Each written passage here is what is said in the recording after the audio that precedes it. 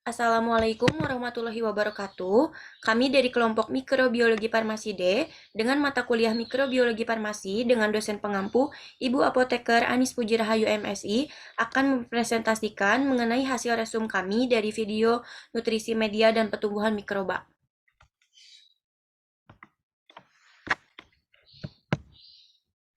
Adapun anggota kelompok kami yaitu Sipa Nuraida, Sophia Tumukaroma, dan Yunia Nur Anisa.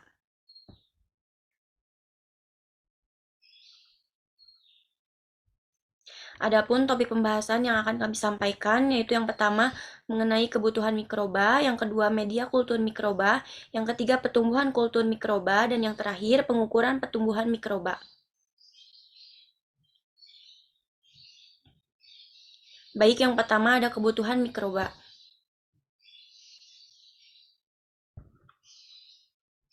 Ada kebutuhan kimia atau nutrisi dan kebutuhan fisik, di mana kebutuhan kimia ini merupakan kebutuhan yang dibutuhkan untuk sintetis bahan kimia yang ada dalam sel hidup. Yang pertama itu ada air, di mana air ini merupakan komposisi terbesar sitoplasma dan lingkungan sekitar mikroba pelarut nutrisi. Dan yang kedua itu ada karbon, di mana karbon ini merupakan tulang punggung struktur makhluk hidup yang dibutuhkan untuk semua senyawa-senyawa organik yang menyusun sel hidup. Kemudian ada nitrogen, sulfur, dan fosfor, di mana ini merupakan elemen atau unsur untuk mensintetis materi seluler seperti protein asam amino, DNA, RNA, dan ATP. Kemudian ada oksigen, di mana oksigen ini sebagai unsur pembentuk molekul seluler respirasi seperti anaerob atau aerob. Kemudian ada trace elements, ini tuh merupakan sebagian besar penting untuk fungsi enzim tertentu. Dan yang terakhir itu ada faktor pertumbuhan organik, yaitu vitamin, di mana merupakan sebagian besar berfungsi sebagai koenzim atau kofaktor organik yang dibutuhkan oleh enzim tertentu agar dapat berfungsi. Kemudian ada kebutuhan fisik, di mana ada suhu, pH, dan tekanan osmotik. Suhu ini dapat mempengaruhi kinerja enzim pelaksana metabolisme, di mana suhu pertumbuhan mikroba itu ada yang minimum atau suhu ruang, suhu optimum, dan maksimum. Kemudian ada pH atau derajat keasaman, di mana dapat mempengaruhi stabilitas membran sel dan aktivitas enzim. Dan yang terakhir ada tekanan osmotik, di mana tekanan osmotik tinggi dapat menarik air keluar dari sel dan menyebabkan plasmolisis.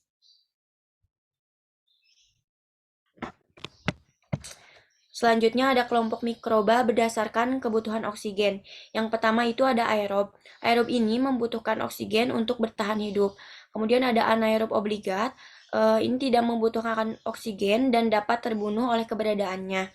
Kemudian ada organisme fakultatif, di mana dapat hidup dengan atau tanpa adanya oksigen.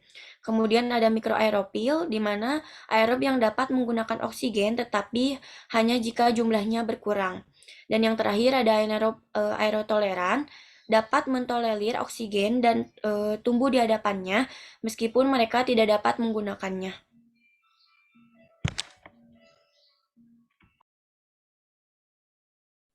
Selanjutnya ada media kultur mikroba.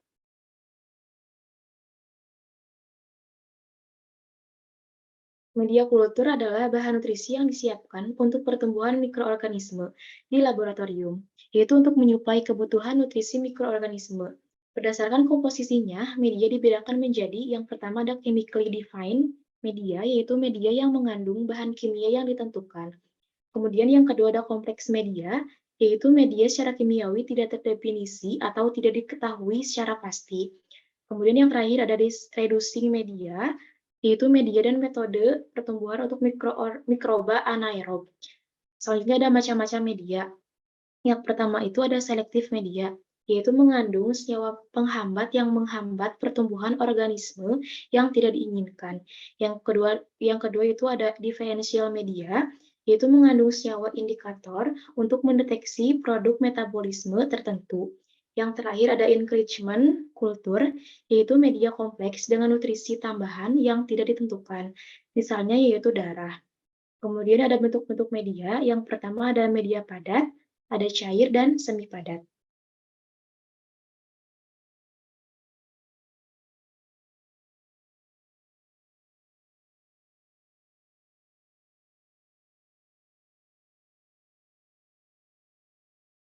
Selanjutnya ada media padat versus cair.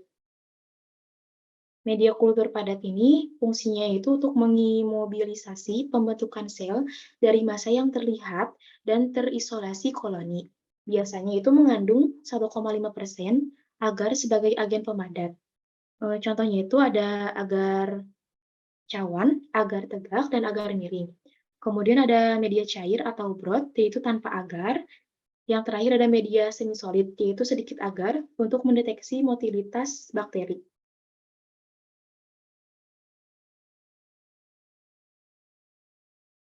Selanjutnya ada metode kultur mikroba.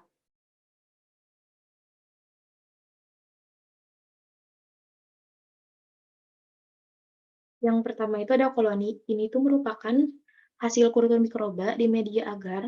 Satu koloni ini, satu lingkaran merupakan satu koloni. Kemudian yang kedua ada strict plate atau agar gores, merupakan metode isolasi yang menggoreskan mikroorganisme yang diamati atau yang dikultur di atas permukaan media padat atau media agar dengan menggunakan jarum inokulasi.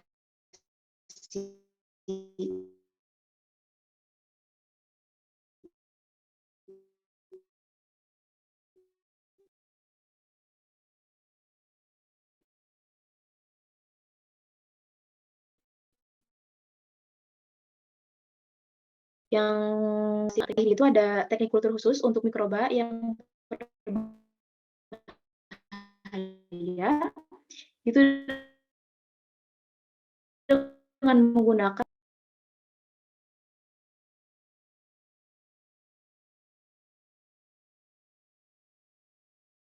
Selanjutnya ada pertumbuhan dan reproduksi mikroba.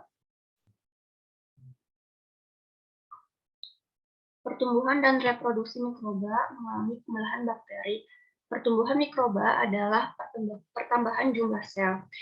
Bukan ukuran sel dan pembelahan sel dapat menyebabkan pertumbuhan sel dalam populasi. Ada waktu generasi atau waktu penggandaan. Waktu yang diperlukan sel untuk membelah paling banyak sekitar 1 jam sampai 3 jam. Untuk E. coli memerlukan waktu selama 20 menit, kemudian untuk Mycobacterium tuberculosis itu memerlukan waktu selama 24 jam. Kemudian waktu pembentukan E. coli selama 20 menit. Untuk sekitar 7 jam terdapat 20 generasi sebanyak 1 juta sel. Sekitar 10 jam terdapat 30 generasi sebanyak 1 miliar sel. Kemudian sekitar 24 jam terdapat 72 generasi sebanyak 1 kali 10 pangkat 21 sel. Kemudian ada faktor-faktor yang membatasi pertumbuhan dan reproduksi mikroba. Yang pertama itu faktor keterbatasan makanan, air, dan nutrisi. Yang kedua, keterbatasan ruang. Yang ketiga, akumulasi sampah metabolik yang menghambat pertumbuhan. Yang keempat, kekurangan oksigen. Yang kelima, perubahan sel. Dan yang keenam, temperatur. Selanjutnya, pengukuran pertumbuhan mikroba. Pengukuran pertumbuhan mikroba terbagi menjadi dua, yaitu secara langsung dan secara tidak langsung. Untuk secara langsungnya ada plate count, power plate, serial dilution atau pengenceran secara berseri, kemudian ada filtrasi, lalu ada perhitungan mikroskop langsung, dan ada metode MPN. Kemudian pengukuran pertumbuhan mikroba secara tidak langsung itu ada tubiditas atau pengukuran kekeruhan. Bakteri yang bermultiplikasi pada media cair akan menyebabkan media yang sebelumnya bening menjadi keruh. Alat yang digunakan untuk pengukuran adalah spektrofotometer atau klorimeter dengan cara membandingkan densitas optik antara media tanpa pertumbuhan bakteri dan media dengan pertumbuhan bakteri. Kemudian yang kedua ada aktivitas metabolik. Pengukuran dengan metode ini didasarkan pada asumsi bahwa jumlah produk metabolik tertentu dari suatu bakteri, misalnya asam atau karbon dioksida, menunjukkan jumlah mikroorganisme yang terdapat di dalam media. Misalnya, pengukuran produksi asam untuk menentukan jumlah vitamin yang dihasilkan mikroorganisme. Yang ketiga ada pengukuran berat sel kering. Metode ini umum digunakan untuk mengukur pertumbuhan fungi yang memiliki filamen dalam strukturnya.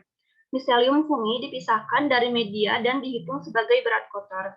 Miselium selanjutnya dicuci dan dikeringkan dengan alat pengering dan ditimbang beberapa kali hingga mencapai berat konstan yang dihitung sebagai berat kering.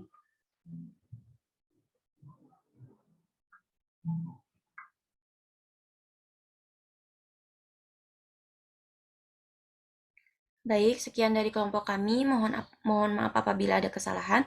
Terima kasih. Wassalamualaikum warahmatullahi wabarakatuh.